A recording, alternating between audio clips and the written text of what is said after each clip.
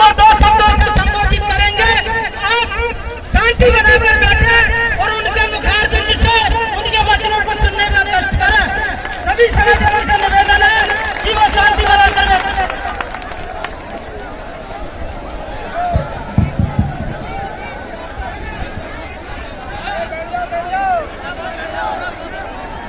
सभी लोग बैठ जाएं पहले।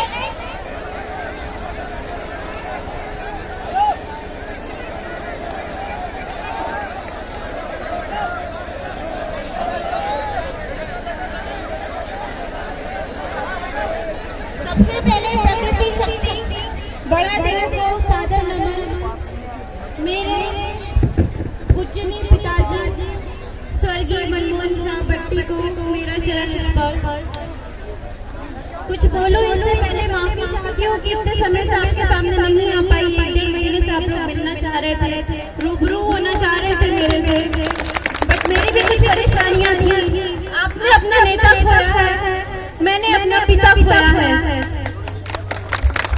बहुत मुश्किल था उन लोगों के बीच जाना जिनसे मेरे पापा पल पल जुड़े रहे, पल पल समाज के बारे में बातें करते रहे। रात में 2 बजे 4 बजे 6 बजे जागते रहे।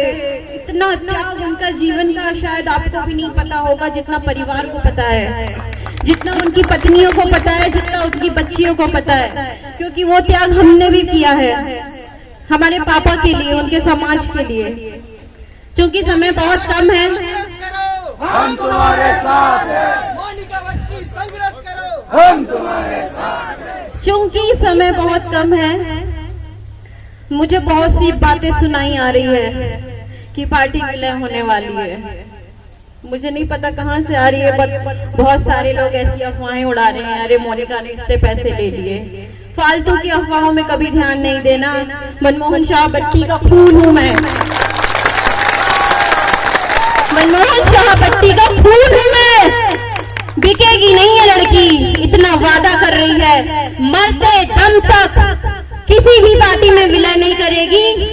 जैसे मेरे पिता का एक एक खून, एक एक पसीना इस समाज के लिए बहा है, उसी समाज के लिए मेरा भी एक एक खून, एक एक पसीना बहेगा। मरते दम तक आप लोगों के साथ खड़ी रहूंगी, ये मेरा वादा है। किसी दिन अपने वादे से मुकर गई ना, उड़ा देना वहीं पे आके मेरे को, खत्म कर देना मेरे को। जैसे मेरे पिताजी कहते थे, मरने की खबर आएगी लेकिन बिकने की नहीं। आज मेरे पिताजी ने वो सच करके गए हैं। उनकी वाकई में मरने की खबर आई, लेकिन बिकने की खबर नहीं आई है। देवरी, हमारे देवरी में जब तीसरा था, एक महिला आई, उनने मेरे को जब ये शब्द बोले कि भट्टी भैया बोले थे कि मर जाऊंगा लेकिन बिकूंगा नहीं, मरने की खबर आएगी लेकिन बिकने की नहीं। मैं उस समय अपने आप से रोक नहीं पाई। आप यकीन नहीं करेंगे, जिस दिन मुझे राष्ट्रीय अध्यक्ष बनाया गया था, मुझे इस पद की क्या वैल्यू है, क्या कीमत है, मुझे कुछ नहीं पता था, कुछ भी नहीं पता था। लेकिन जो 1-1.5 महीने से जो मैं आप लोगों के बीच शायद नहीं रह रही हूँ, लेकिन हाँ पल पल उन लोगों के बीच जो रह रही हूँ, जो पापा से कंटिन्यू जुड़े हैं, जो समाज के लिए काम कर रहे हैं, मैंने कह दिया, मैंने अपना जीवन त्याग दिया। मैंने कह दिया मैं क्या करती थी अपने जीवन में। पहले आप सबको शायद पता था, मैं एक जिम ट्रेनर थी, मैं जिम में ट्रेनिंग देती थी, मेरी लाइफस्टाइल चेंज थी।